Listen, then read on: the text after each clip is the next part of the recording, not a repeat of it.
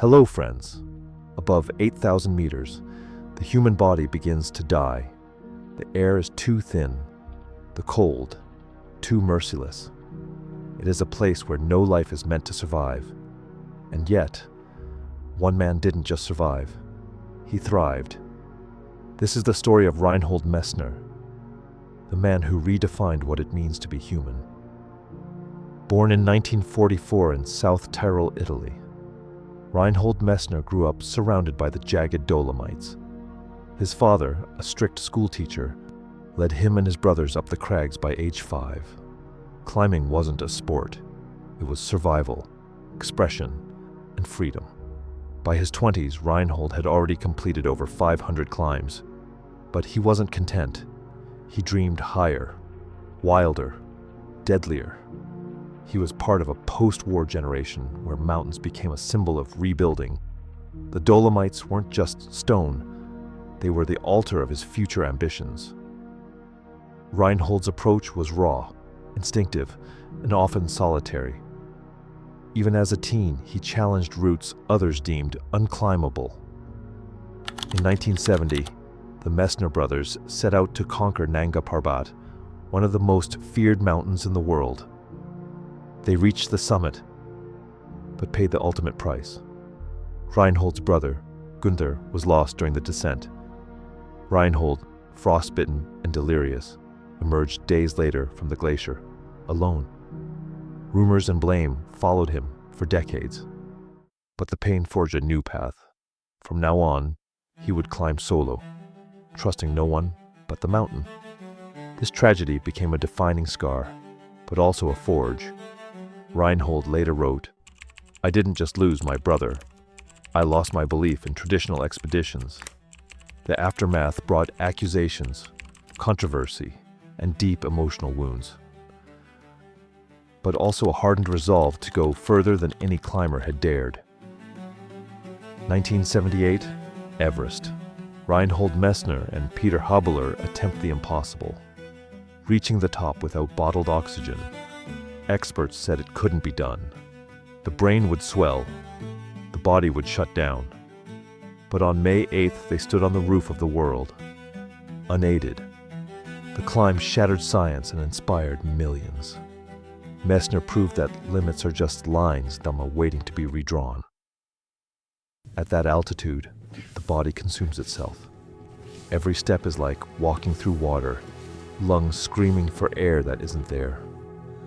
But Messner and Habeler moved like ghosts through the death zone.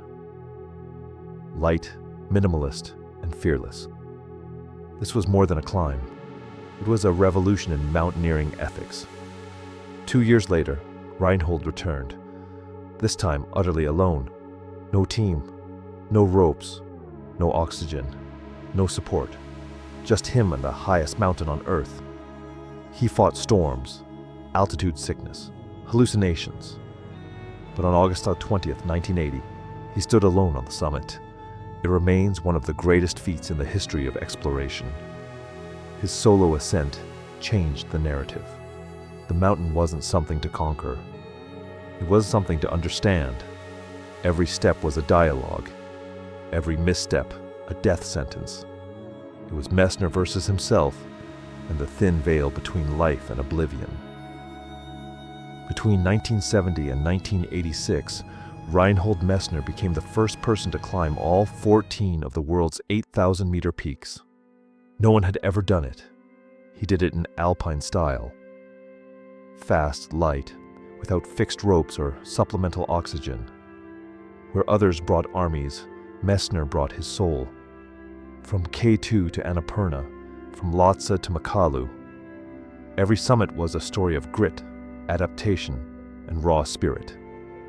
And with each mountain, Messner reshaped the global climbing ethos. Less reliance on gear, more on heart. Messner's climbs weren't just about summits. They were about solitude, suffering, silence. He believed that confronting fear in its rawest form revealed the true self. "Mountains aren't fair or unfair," he once said. "They're just dangerous." He spoke often of the void, the psychological space where fear, purpose, and instinct merge. To him, climbing wasn't an escape from life, but a confrontation with it. Alone on a wall of ice, you're stripped of ego, distraction, even language. Only truth remains. After the mountains, Messner didn't rest. He crossed Antarctica, Greenland, and the Gobi Desert, all without motorized support. He wrote over 60 books and created the Messner Mountain Museum, a tribute to human confrontation with nature. His polar expeditions tested not just endurance, but philosophy. How far can one go before the self dissolves into the landscape? These were not stunts. They were modern pilgrimages into nature's harshest terrains. Today, Reinhold Messner remains a symbol of what's possible when courage outpaces fear. He didn't conquer mountains. He merged with them. In every frostbitten step and lonely summit, he whispered a truth few dare to live, that the edge of death is where life fully begins. He didn't just climb higher, he thought deeper.